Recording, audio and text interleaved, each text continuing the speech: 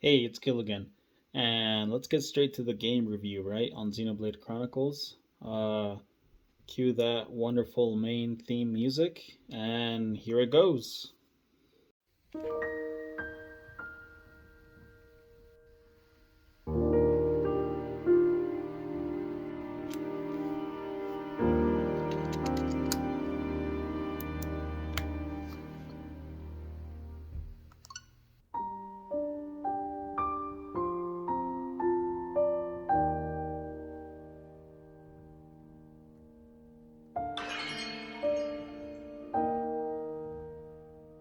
Okay, I hope you like that intro. I'm pretty proud of those 40 seconds. That being said, let's get into the game review. Okay, so the way it's going to work out, um, all right, you're probably seeing it now. I got this sheet of categories, and they're gonna go in the order of story, music, gameplay, graphics. The other three I'll get around to, but let's start it off with story, right? So story is gonna be based off of well, obviously the main story, and then it's gonna have some subcategories that are gonna affect the overall score, and those categories are gonna be character development, because what's a story without good characters, and also world building, because I mean the characters can't do it all, right? That being said, let's get into the story category. Okay, so overall story, I'm gonna be rating 8 out of 10, and hey, that's pretty good, right? Um, well, I'll tell you why, and then you can decide if I'm, being pretty truthful or not. If you haven't played it and you don't know what I'm talking about, though, um, you know, you'll figure it out, I think. All right. So that being said, the story does start off pretty cool. It's it's like it's breaking down the world building right off the bat, and it's all like, yeah, the Bionis. Oh, well, let me be clear. Long ago, the Bionis and the Mechonis were locked in a stalemate battle, and then they came to a stalemate because they defeated each other at the same time. Thousands of years later, you got this guy Dunban, and he's leading the charge against the Mechons, right? We're going at war, and it's not looking so good for the Homs, being the humans in this world. Anyway, he is the key figure in this fight, right? So he's like taking down a bunch of people with a Monado. Yeah, I say people, but I mean robots, right? So he's taking down a bunch of Mechons with the Monado, right? And then his war buddies are all like, "Hey, you're crazy, man," and he's all like, "Hey, crazy is what it's gonna take to win this war." And then he does some crazy stuff and charges in alone, and then his war buddies follow him, but one of them betrays them and he runs off, right? And anyway, they end up not necessarily winning the war, but they kind of come to another stalemate, right? It doesn't really say how that war got started, but I mean, you can, hey, they're humans, but here they call them Homs. So you're gonna cheer for the humans, right? Nah, but it does make it seem like the Mechons are bad guys. He ends up getting rescued. He gets taken home, but from using the Monado, his body took a toll, and now the war hero is nerfed. Okay, so this is where like the main game story picks up, and you're Shulk, and you're going around the city, and you're doing like little, getting to know your city, and then this it gets a little slow, not gonna lie. But after like 30 minutes of getting to know your neighbors, doing the little side quest, and then going up to this one place to get some what you think is what felt like a side quest, the main story begins, right? So as I was recording and reviewing, I realized I'm spoiling like the big introduction to the story. I hope you're okay with that. You go through this almost immediately, so it's not that big of a spoiler, but it is. I am pretty much just spoiling the hook. I hope you're cool with that. The Mechons come back, and they're like destroying everything and everyone instantly. Um, you know, People, you see these giant chips coming in, and they're shooting at your town, man. Like they're shooting at random. they're shooting with complete disregard for whoever their laser hits, right? And like Shulk, Ryan, and Fiora are like shocked, right? Because they're like, no way this is happening. No way the town is pulling like some prank on us while we all left, you know? Um, so yeah, they're all like, no way. So you rush back to the town. Sure enough, it's not a prank. They're actually under attack by Mechons, right? And they're like, what? Mechons? I thought we dealt with them, right? Um, so you see the Mechons eating people, because that's, people is food for them. That's what the game led me to believe. Um, so, like, the party goes in to try to help out. Um, Also, the military defenses are down because, again, the ether cores ran out. Um, and then, you're having trouble defeating one Mechon. So, what happens is Shulk gets the bright idea, hey, let's go get the, Monado, that thing that defeated all the Mechons back then. And everyone's like, yeah, that's a good idea. So, they go and get the Monado. On the way, they get stopped at the military base, right? Just before getting to the Monado. A giant Mechon kind of like blows up some stuff. Debris gets in the way of the entrance. And they're all like, oh man, how do we get the Monado now? So then I think Fiora or Ryan, one of them, is all like, hey, let's go get that unused robot over there on the other side of the city and then move the debris so we can get the Monado. And they're like, all right, good idea. So they run over there. Um, they get kind of cut off by a bunch of Mechon, and then even more cut off by like a giant debris that falls in the way of the bridge. So Fire is on the other side, and then you got Shulk and Ryan about to deal with all these Mechons, right? So you kind of like survive here, and then just when things are looking grim and they're like about to be defeated, Shulk and Ryan, that's when Dunban comes in with the Monado, right? And he's like one hit, one shotting all these Mechons, getting his kill streak up, and then he saves Shulk and Ryan, right? Like this guy's looking like a hero again, right? And they're all like, "Oh, Dunban," and then he's all like, "Hey, where's Fiora?" And they're like, "Other side of this debris," and he's like, "Well, I guess we gotta take the long way around."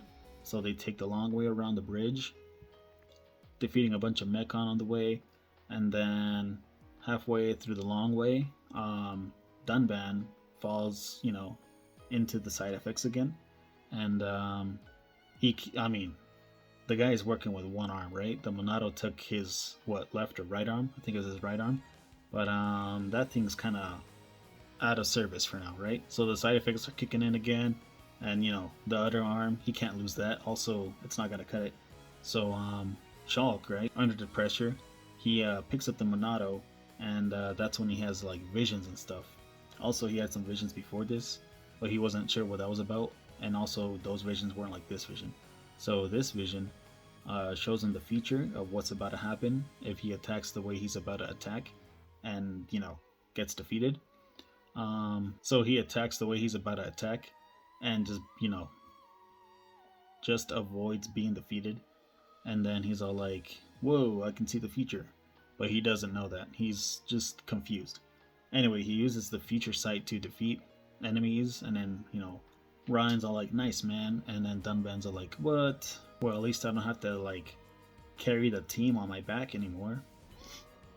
So now Shulk's the one doing all the damage, right?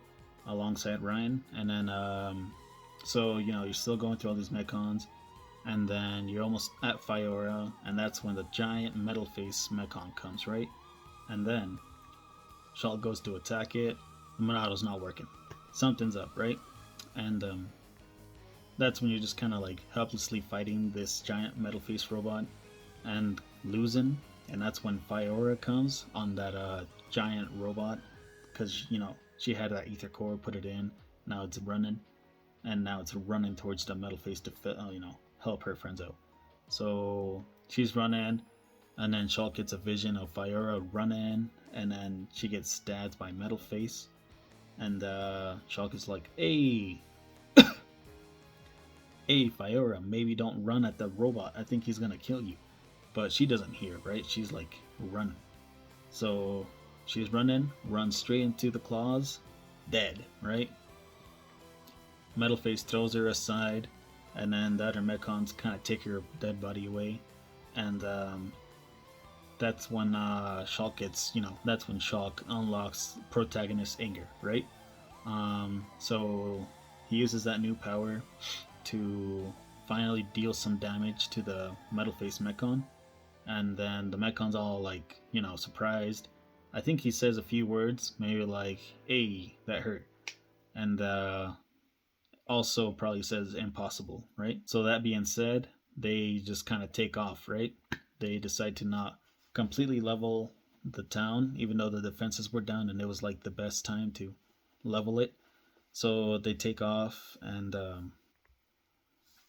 that's when like Shulk is like, having a moment because It's before so this, Fire peaceful. was like, man, I wish You every day know, was Shulk, peaceful, I and hope that was every day like can be like this, hours always. before the invasion. So he's thinking about that time, and then Ryan's all like, hey man, I know what you're thinking, and I'm thinking the same thing. Let's go get revenge. And then Shulk's like, yeah, dude, you're right. So they decide to head off, and Dunban just kind of waves them off, and Dixon also waves them off. Dixon being like Dunban's best friend from the war. And that's where the story starts, okay? And when I say starts, I mean like really takes off. Like that's where the journey begins, is what I'm trying to say. But yeah, onto the branches of story, the category branches, being character development and world building, right? So character development, I'd give it like a 5 or 6. Um, I mean, it's not the best, I'm gonna be honest, but it's also not that bad. Okay, so I'm gonna try to avoid spoilers. Okay, so Xenoblade does have a lot of characters. I'm mostly gonna focus on Shulk because he is the main character, and Shulk can get pretty annoying sometimes. Not gonna lie, man, because he tries to like carry the whole burden of like his future sites, and it gets pretty annoying at times because he sees someone about to get like, you know, um, end gamed, and he kind of like decides to keep that to himself and try to just avoid it from happening by himself. And like obviously, if you were in his shoes, you'd be like, "Hey man, just heads up, I saw you were gonna do this, and it's gonna get you, So probably don't do that." He takes a different route, and he like just kind of like stays behind and like keeps an eye on the person, and like doesn't tell him anything, but he waits for like the moment when everything is about to happen as he saw it, and then that's when he's like, "Ugh," and then his best friend Ryan has to like snap him out of it every time, and he gets pretty annoyed, I can tell. But he's like, "Shark man, Ugh. Shulk, Shulk man, I told you to tell us when you get visions. You don't have to carry the burden all on yourself." They got British accents. I'm not a professional British accent person. I can like barely speak English without. The point is, Shulk is all like, "Yeah, you're so right, Ryan. I'll tell you guys next time." And then next time happens, and he doesn't tell him. But the world building in this game, the world building on its own, I'd have to give like an 8 out of 10, maybe a 9. But it is pretty good world building. Not gonna lie, it's unique and original, and most of all, it's interesting. Kind of like the Halo rings in Halo. Again, you got the Bionis, which is where the humans live, and the Mechonis, which is where the Mechons live, and anything past that, just ocean, just vast ocean, endless ocean. No one's been outside the Bionis and Mechonis, and there's a reason to that. If you don't want any spoilers, but you want to know, the end, um, I'd give the ending like a 9 out of 10, and I won't tell you why. So keep that in mind. Okay, so on to the next category, right? Music. So, a quick side note about the music. I'm going to be leaving the best 3 examples of the soundtrack in the description. So, music, 9 out of 10. And, that's according to my taste, right? Obviously. But, dude, the soundtrack in this game, Xenoblade Chronicles, right? At its highest point, it's up there with, like, Halo and Zelda, and I think that's saying a lot on its own. The battle theme is also pretty cool, but also when you're not in battle and you're like exploring the area, every area pretty much has its own unique soundtrack, and it's good every time, man. Okay, but that being said, music also has its subcategory, and that is gonna be voice acting. So the reason voice acting doesn't have its own category is because not every game has voice acting, and so you can't put it in every video if every game isn't gonna have voice acting. That being said, this game does, and I remember looking into like a video that covered the history on this, and they recorded so many lines, and so many lines got left out, but a lot got left in as well. But yeah, the voice acting in this game, pretty good. Okay, so again, the music 9 out of 10, and the voice acting on its own, I'd have to give like an 7 or 8 out of 10. It's really good.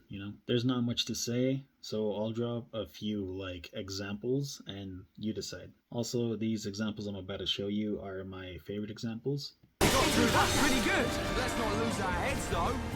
Charlotte, did you see me? Did you see what I did? Oh, I wasn't really looking. Oh, come on. That's not fair.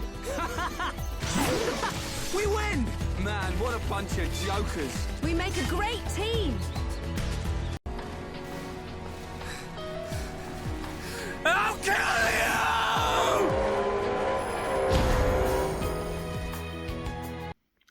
Okay, so on to the next category, being gameplay. And gameplay got like 6 out of 10. And I saw that like the guy that made the game, right, wanted to stay away from like turn-based RPG, and he did just that, right? So the gameplay in this, like, I say gameplay, but really like the fighting mechanics, they're pretty unique. I've never played anything like it before, but it gets pretty repetitive, and I don't know, it's not as good as it could be. You can like change the party leader and use their like set of attacks instead of using Shulk every time. But what I found that worked for me, and it sucks because it stayed the same the rest of the game, is Shulk, Charla, and Rhine.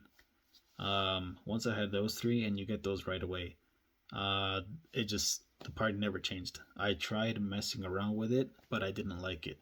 That was pretty much like the most. It felt like the most meta.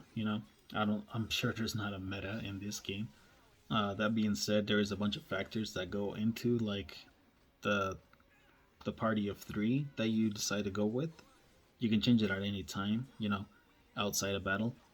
But there is cool ways that the players work together to like do extra damage to the enemies.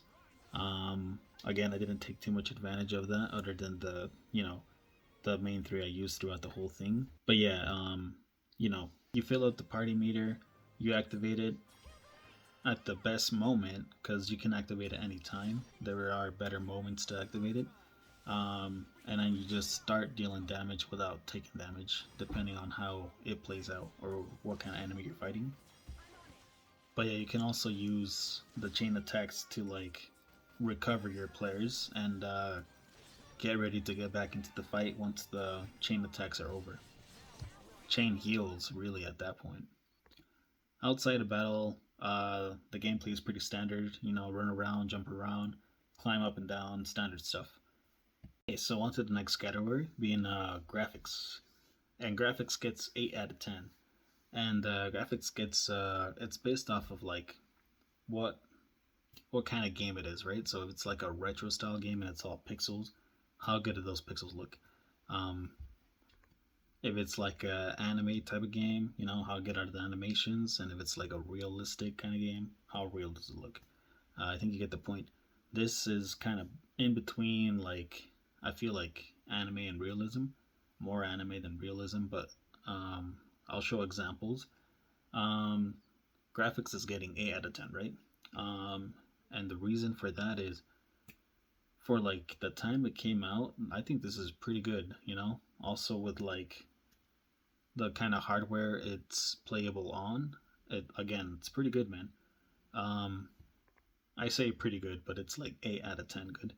That being said, I think the game was trying to look really good because it has these like secret areas in game that you find, you just stumble into them, and it just shows the scenery. You know what I'm saying?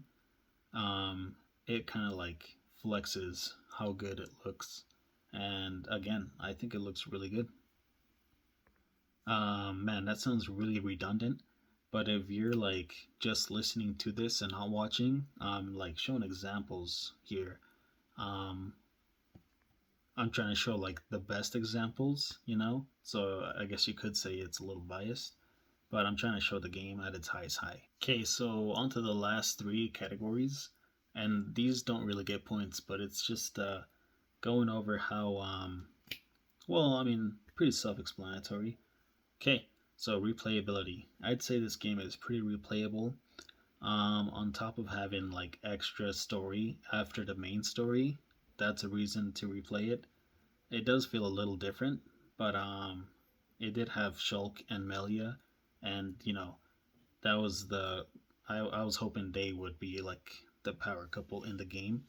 Um, you find out if it happened or not if you play through the extra story. Also, once you beat the game, you get like extra items and stuff if you do a new game plus, and I mean you keep all your old items and levels, so it gives you a reason to replay. There is a bunch of side stuff that I skipped, uh, especially the side quests. I'm not trying to do every single side quest, but the all right. So another big reason to replay would have to be like character interactions. If you want to unlock all the affinities and like character moments, because once you get the affinities, high enough with two characters, they'll have a 1-to-1, I think it's called, and it's just little like side cutscenes of interactions, and it's pretty cool to see. But I was on a mission to beat the game because it was starting to take longer than I thought, so I ended up skipping quite a bit of those. But if I do a new game plus, then I don't have to rebuild affinities, and you know I can check them all out. But that being all said, yeah, there's reason to replay the game. So on to the next category thing, impression, right? Overall impression. So this is where I'd give the game overall score. Overall being like, I'd give it like an 8 out of 10. You know, I think that's fair considering all the music and story towards the end, how it wraps up, how it plays, and how it looks. Overall, 8 out of 10. Also, an impression is me deciding if, well, not deciding, but telling you if this game will like leave memories in you. Like, are you gonna be mentioning this game in a conversation? Are you gonna be like comparing other games to this game? And like, are you gonna look back on this game and have good memories? And I'd say yeah. Yeah, there's like a lot going on in this game, and there's a lot to talk about. Okay, so the last category, recommendation. And would I recommend it to someone? Yeah, if you got a Switch or whatever you're planning to play it on, you're looking, well, just overall looking for the next thing to play, I would recommend Xenoblade. But really, that's just if you're looking for a good story game, a good story game with good music and good enough graphics. That's gonna leave a good impression as well. It is like part of a series, and I haven't played the games before this, and I do plan to play the games after. Having only played Xenoblade Chronicles Definitive Edition so far, I'd say you're looking at like 40 to 80 hours, depending on how fast you play. Also, if you play through it, I recommend you play through it in a casual mode. Um, I played I played through it in normal all the way up to the end, all the way up to the final boss fight where I kind of got stuck. I couldn't level up or anything, so I kind of just hit a wall. So I had to put it on easy mode to even stand a chance to beat the final boss. But then playing the extra story after the main story, I realized I could have just played it all in casual mode. So yeah, I recommend if you do play it in casual mode. Save yourself the time. It's all the same, and you'll be looking at like 40 hours if you're like trying to speed run it. Not even speed run it, just like playing consistently. Yeah. So that being said, if you were interested in Xenoblade, I recommend you check it out for sure. And if you were just looking for like a good, again, story game with good music and what else was it, graphics, check it out. Look into it at least. There's a few, I guess, call it director's notes that I want to go over. So one of them is I'm gonna be linking like the 3 best songs from Xenoblade because music means a lot to me. Not in a personal way or anything. I don't know how to play any instruments. I just really like music. I do want to link the best songs in the soundtrack and also, I guess at least give a little credit to the writers of the music. And I think one of them was oh, yikes. It's Ace Plus and Mananami, Mananami, Mananami Kyoto. Mananami Kyoto. And that's what Google's telling me anyway. The other thing was this video was going to be a lot longer, at least 10 minutes longer, but I decided against it because it was just going to be a bunch of end game spoilers, and I feel like where I'm at right now as far as like video recording and editing and stuff, I'd do it no justice. I already feel like I'm doing it no justice. Okay, so 2 more things. I'm gonna link some other videos. One of them is gonna go over the history of how the game was made, really well made video. And then the other one is gonna go over the story of the game itself, which is kind of what I wanted to do, but that would take way too long and it deserves its own video. And then the last thing is just really like open thoughts. And it's like I plan to make a video after this and go over like in depth about what happened, all the setbacks and stuff. Really just wanted to explain how much of a learning process making this video was. Really fun. Again, I'll go over the details in a different video.